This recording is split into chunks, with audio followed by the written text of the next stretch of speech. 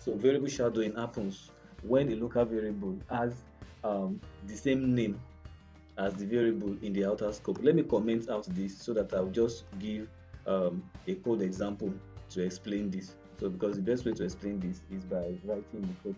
So let's use, I know I told you before that for the local variable, for the local scope, we have the block scope and the function scope. Let's use the block scope for example. Let's define a variable called x. So what we are doing now, we are declaring and initializing on the same line. So let's say x is equal to 100. Hmm? So first of all, let's console log x. If we run console.log x normally, if we log console.log x, let me run this. This will print out 100. It will print out the value of x in the console. If you can see on the right hand side, my console is printing out what's it called, 100. So why? Because the variable x is accessible. It's accessible throughout this program the way it is now. So let's create a block, and I told you that we can create block by using curly braces. So let's create a block and redeclare the variable x. Let's inside this block, let's say let x be equal to 200. Remember that the scope here is the global scope, while the scope here is the local scope. So what kind of local scope is this? This is a block scope. So this is global. This first x is accessible everywhere. This second x is not accessible everywhere. This second x is only accessible within this block that it is defined. So let x be equal to 200. Now look at what is going to happen.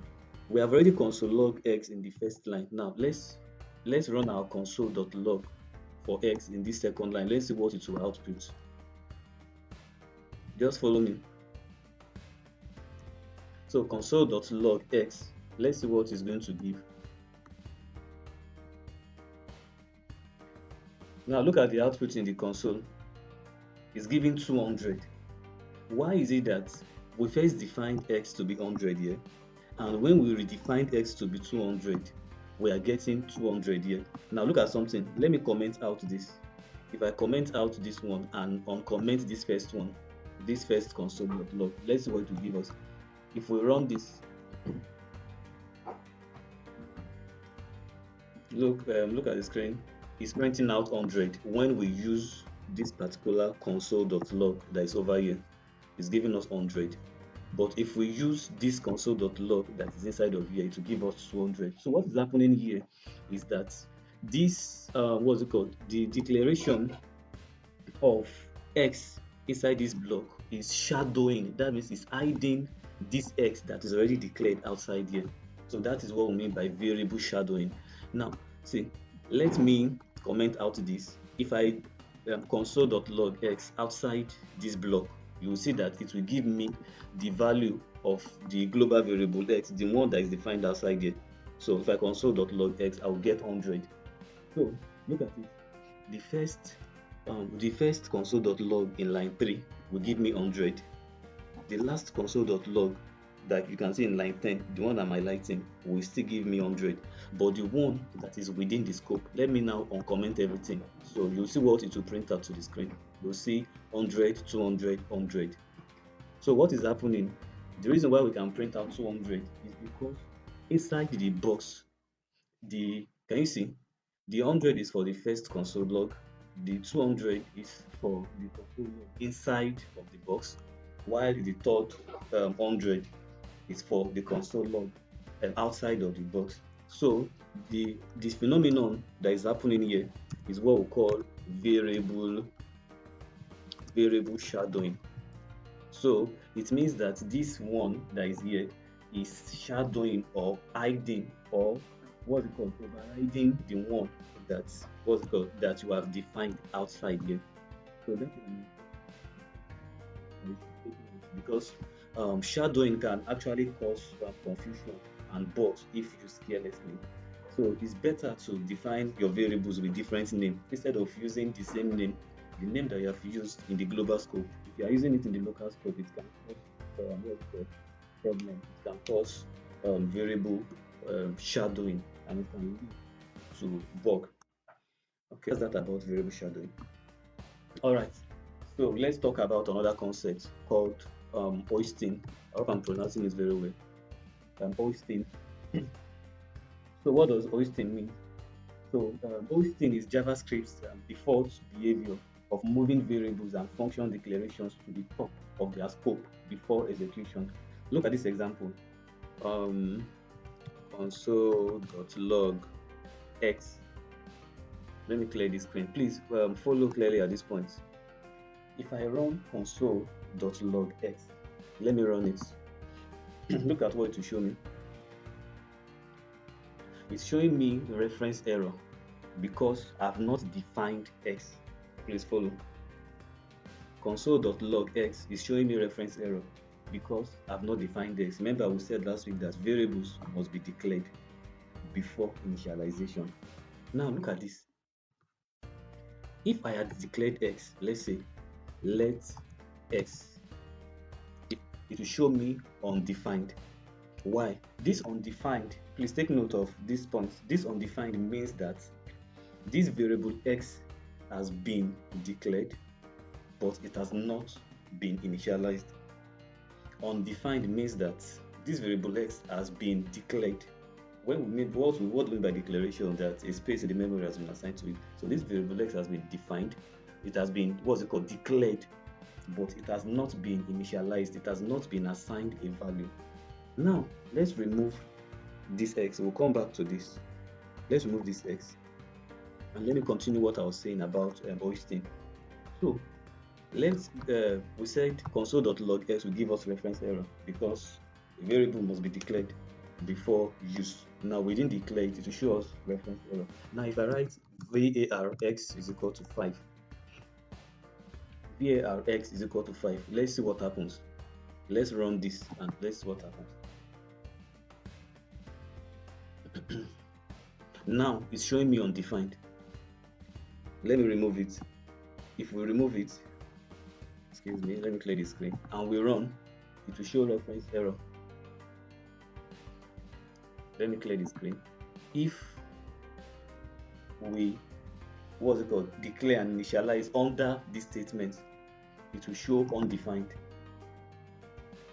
Now look at the next thing that will happen. It's showing undefined. Now let me console log the second time. If I console.log and let's say I console.log x, excuse me, x. Now let's see what is going to impute. What is going to output to the screen. It's very important that you understand what is happening here. So now the first console.log is giving me undefined. The second console.log is giving me x. So what happened here? Remember, when the code is running, it runs from top to the bottom. What JavaScript actually did here for this first guy to give us undefined is that JavaScript actually did something like this. It changed it to var x. Are you seeing it? Then before it actually moved this initialization, this var x is actually moved it to the top here. So when it moved it to the top here, that's why x is accessible here. Please follow me. What we wrote was this. When JavaScript wanted to run the code, JavaScript carried this one like this and moved it to the top. Then, so JavaScript separated the declaration, the first line, which is declaration, and the initialization is separated it. That's why this first console log can print undefined, even if we did not declare it before we got to this line. Please, are you following? Let me go back. If the code wants to run, it will first look at line 1. Okay, that's a comment. It won't do anything. If you go to line 2, there's nothing there. If you go to line 3, normally when it goes to this line, it's supposed to print reference error. But the next line to it in the other part of the program is telling us var x is equal to 5. So what JavaScript will do before running it is that it will take this. Remember, I told you about declaration and initialization. To carry the declaration and take it to the top of the scope, then before now doing x is equal to 5.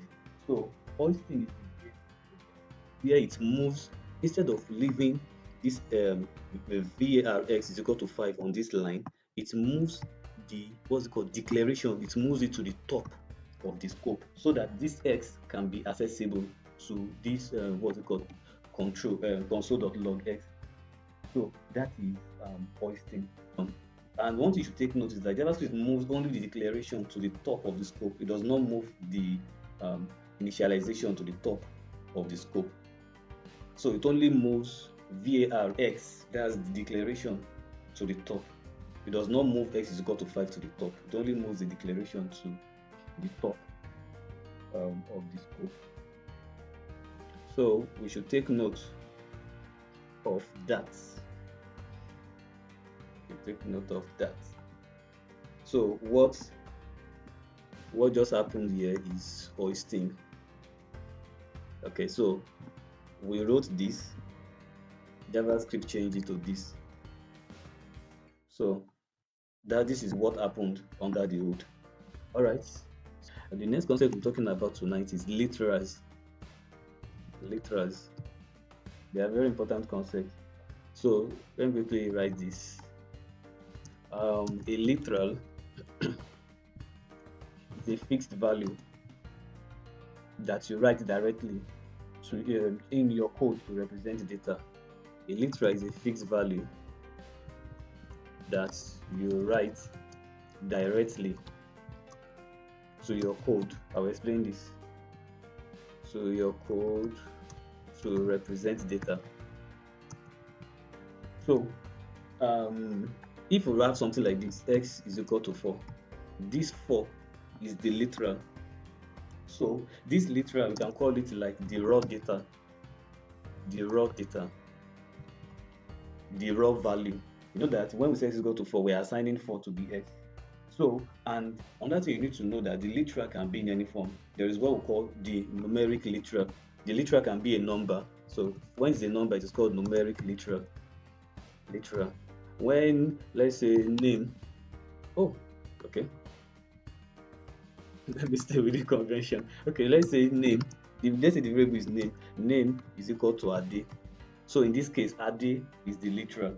So a literal is like the raw data, the data that you are passing into your variable is called a literal, whether it's a number, whether it is a string, whether it is an array. So we have numeric literal, we have string literal, we have Boolean literal. When it is Boolean, it will be true or false.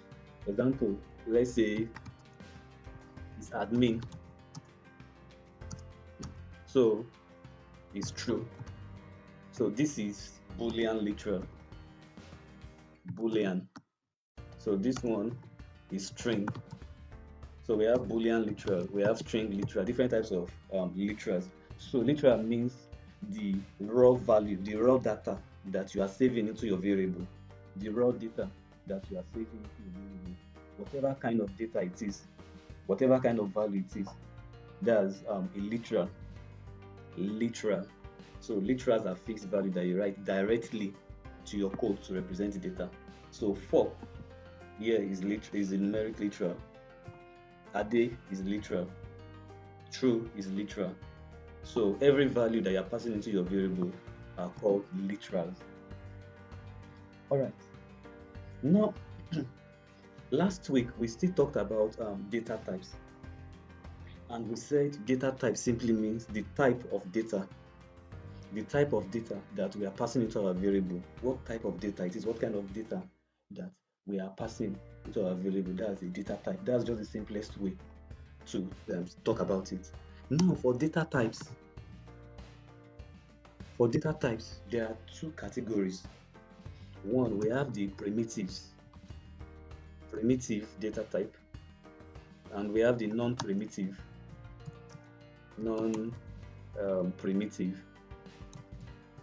data type. So there is the primitive and there is the non-primitive. When we say something is primitive means basic. When something is basic, when something is immutable, when when something is single, when something is immutable, when something is unchangeable. So this primitive data is basic. It is immutable. Immutable means it cannot be changed. Immutable It is unchangeable. It is unchangeable. So primitive data type has unchangeable value. So the value is unchangeable. The value is immutable. So when you are working with primitive data type, you are working with, I told you about literals just now. We are working with the raw value itself. You are working with the actual value itself. When we say, for example, x is equal to 4, 4 is a primitive, so you are working with the actual value. So you are not trying to reference the value, you are working with the actual value itself. So that is a primitive data type. So for primitive data type, you are working with the actual value. So for primitive, they are unchangeable. It is immutable. It is basic. Now, before we go to non-primitive, let us stay more on the primitive data type. What are the primitive data types that we have in JavaScript? The first one is string. I've been talking about string since yesterday. String. So string is a primitive data type. So string represents text. It represents text. Before we close tonight, I'll stay more on that string. Okay, another primitive data type is number. I've been saying x is equal to 4. So we'll talk more about number. The number could be integer, it could be float, it could be infinity, it could be any type of number. For example, you can say pi is equal to 3.142. That's a number. So that's actually primitive. That's a primitive. So another type of primitive data type is Boolean. Boolean talks about true or false. Another type of primitive data type is null. Null means nothing, empty value. Null actually means absence of value. So another thing you should take note is that there is difference between null and undefined. Okay, let us write that. Undefined too is a primitive. So null is a primitive data type. Undefined is a primitive data type. So what's the difference between null and undefined? Null means that there is no value. It means there is an absence of value. This thing is empty. That's what null means. But undefined means that a variable is declared, but it has not been initialized. That's undefined. Let me comment this out. I will uncomment it so that let me take you back. When we say x, let x be. Okay, let x. Now we said console. Please just use basic examples to explain. Console.log x. What we have is undefined. What it will print out will be undefined. So what this is telling us is that x was declared, but it was never initialized. So the difference between null and undefined is that null tells you that this value is empty, there's nothing there, and at times we can leave some variables intentionally empty so that maybe later we can assign values to them later. But undefined means that null means that okay, this value is empty, but undefined means that not that this value is empty, this variable, a space was reserved for it in memory, but nothing was put inside. Remember we said variables are like containers. Imagine boxes that you reserve a space, a box. You reserve a space for something, but you didn't put anything inside. That one is undefined.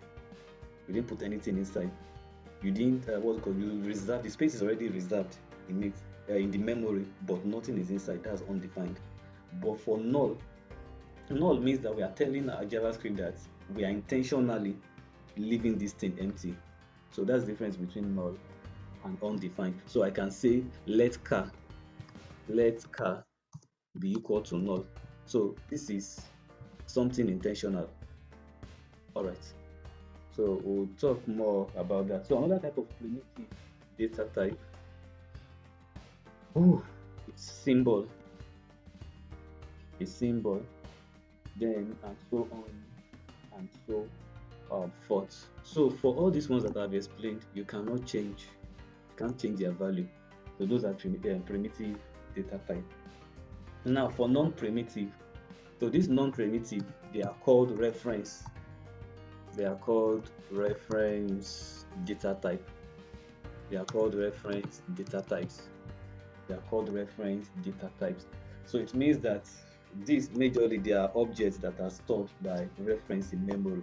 So example of non-primitive data type, we have objects, Object is an example. Don't worry, we'll touch objects a lot in subsequent sections. So we have arrays. So array is a non-primitive data type. Then we also have function. Function too is non-primitive data type. All right. Now let's talk about strings. Let's talk about strings. Strings.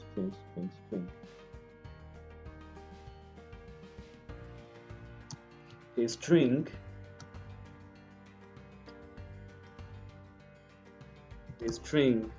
is a sequence of characters enclosed in single quotes.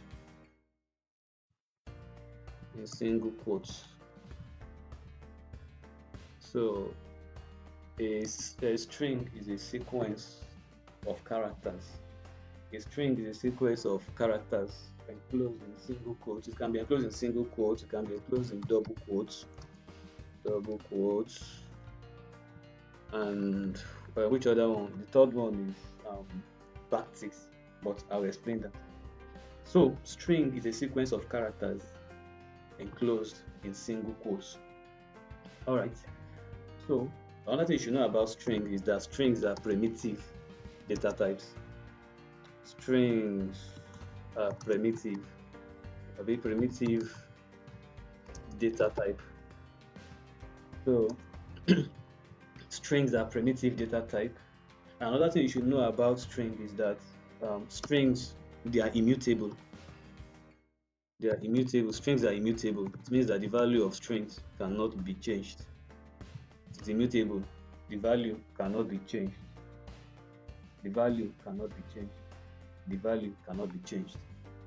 All right. Now, I said that a string is a sequence of characters.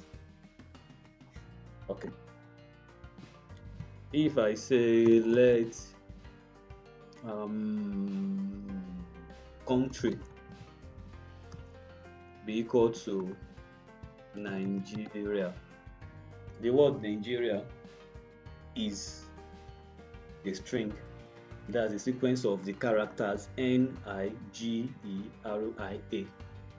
If I say let summary be equal to Nigeria space is space good. Now look at what is happening here.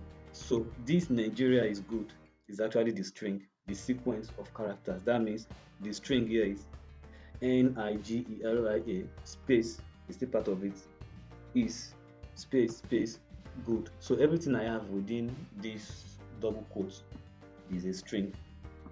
So that's a string. So a string is a sequence of characters. So you can define a string this way by using double quotes. Another way you can define a string is, let's say, let name be equal to, you can use single quotes, Sinungu. So you can use single quotes to define your string. You can use double quotes to define, initialize your string. So it can be declared using double quotes. It can be declared using single quotes. Another way that you can create a string, let's say let school be equal to which school will I use? King's College. Good. Now look at the first one. I use double quotes. For the second one, I use single quotes. For the third one, I use backtick. This character is called backtick. Let's spell it correctly. Backtick. So, I hope we are getting it. So we can use this first one, double quotes, we can use single quotes, and we can use this backtick. Cool. Now I can still define, okay, let's leave it like that. So you can, this first one, this third one can actually help you to write string on different line. Let's say King's College, you want to continue on the next line, high school, excuse me. Let me take it to the next line. There will be no error. So these backticks can actually help you to write strings on multi-line, more than one line. So you can create a string using double quotes, you can use single quotes, and you can use backtick. Now, what is the next concept that we talk about? String interpolation. String interpolation. By 9, we are starting. String interpolation. What does string interpolation mean? String interpolation means embedding variables or expressions inside the string in JavaScript. I'll just use one example to explain this. Let's say let name be equal to Amaka. So what we have done like this, we have created a string. Now let's create another one. Let age be equal to 75.